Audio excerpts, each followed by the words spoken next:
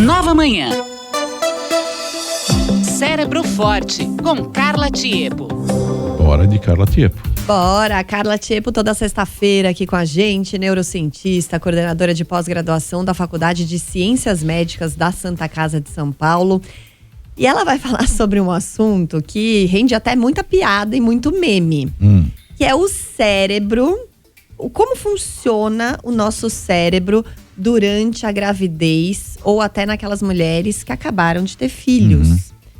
É engraçado, a gente ri pra não chorar às vezes, né, Carla? Bom dia pra você. Bom dia, Michelle. Bom dia, Nonato.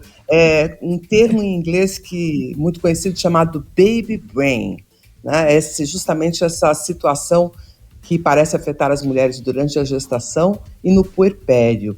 Mas olha só, Michelle, há novidades científicas na área muito interessantes, mostrando que, no fundo, nós estamos falando de uma fase de oportunidade de aprendizado.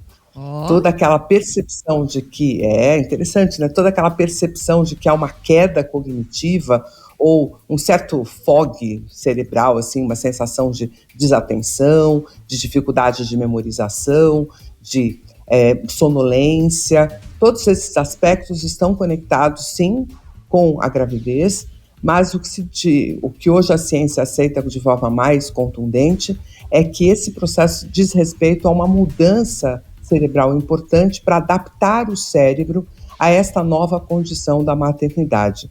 E olha só que isso não acontece apenas com as mães que ficam gestantes. Esse processo também pode ocorrer nos pais e nas mães adotivas, pessoas que não chegaram realmente a engravidar. Em alguns casos, isso está diretamente associado com o fato de você estar se relacionando com um bebê, quer dizer, durante o puerpério. Então vamos arrumar essa situação para ficar claro para os nossos ouvintes.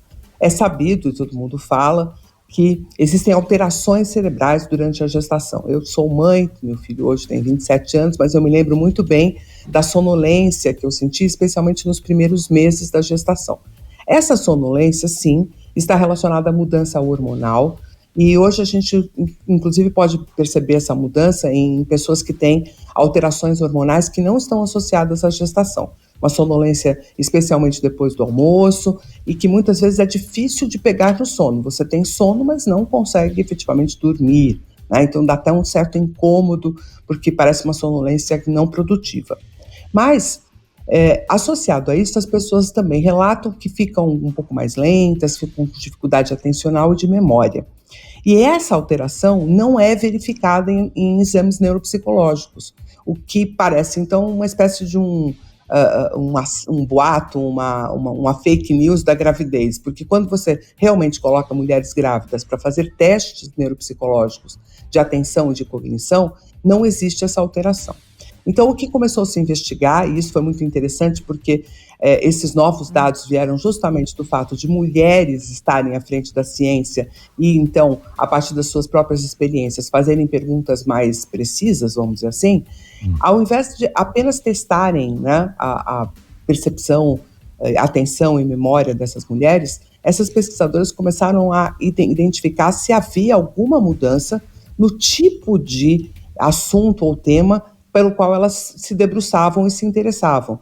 E o que se percebeu é que há uma mudança atencional. Ao invés da atenção estar voltada para as coisas cotidianas e para aquelas que parecem antes muito importantes, como onde eu deixei minha chave ou um compromisso que você possa ter passado batido e ter esquecido, essa atenção se volta para os problemas e para as questões da criança. E mais do que isso, para as questões sociais, para empatia, compaixão, altruísmo.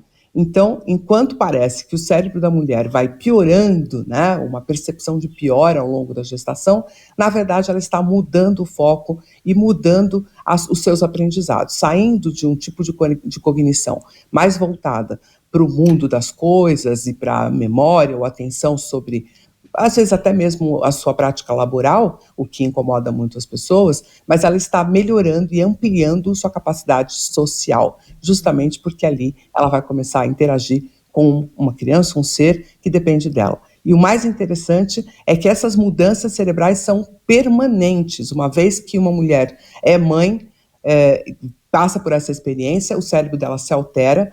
Quanto mais gestações ela tiver, mais importante é essa alteração e pode ser detectada muitos e muitos anos depois, mesmo na terceira idade, um cérebro diferente nas mulheres que foram mães. Essas alterações também, mas não nesse mesmo grau, podem ser percebidas em avós que são cuidadoras, mães que adotam crianças e também nos pais que se relacionam com as crianças. E veja só, Michele Nonato, num mundo em que a gente vem reclamando tanto das relações sociais, do desenvolvimento da empatia, da capacidade das chamadas soft skills, ou até mesmo essential skills, como andam falando por aí, que são essas capacidades relacionais e comportamentais, parece que a maternidade ou a paternidade é uma saída interessante possível, e não efetivamente um prejuízo cognitivo. Você achou, Michele, interessante? De tudo que você falou, achei tudo muito interessante, mas um ponto que eu acho que não pode passar batido é que isso só foi estudado porque há mulheres à frente desses estudos e da ciência. E aí você revela muitas coisas aí, o quão poderoso fica o cérebro da mulher depois da maternidade, o quanto isso pode ser útil na sociedade, seja dentro de uma empresa, seja dentro dos governos. A gente vê aí as guerras sendo lideradas por homens e a ausência de mulheres nas posições de poder ainda dos países, o quanto talvez isso seja diferente, né, quando as mulheres alcançarem esses postos. Então, é uma consequência, uma cadeia, né, que leva uma coisa a outra, assim. Muito legal. Muito bom. Adorei, fiquei mais aliviada. Os cientistas mulheres podem tocar pesquisas que interessam também para revelar aspectos nos quais nós mulheres nos diferenciamos, isso importa também. E que interessante, isso não significa que todas as mulheres precisam engravidar, mas a gente também precisa considerar a importância dessa experiência. E um dado que eu acho que também é muito interessante: pais de plantão, interajam com seus filhos, porque essa é a melhor forma de você aprender capacidades socioemocionais. É isso, assumir o senso da responsabilidade da criação daquele ser humano, né? Acho que isso já vai afetar o cérebro de muitos homens. Sem dúvida. Obrigada, Carla, sempre muito bom. Não é isso? Cérebro mais forte, exatamente. Valeu, Carla. Um abraço, bom fim de bom semana. final de semana. Valeu, Tchau, até. beijo, tchau. 6h58 agora.